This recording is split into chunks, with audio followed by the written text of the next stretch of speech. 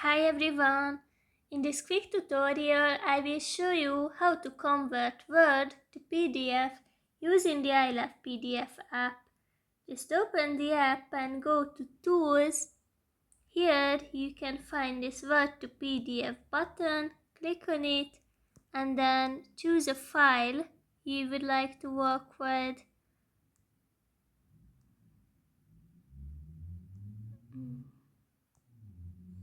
Yes, and then wait a few seconds.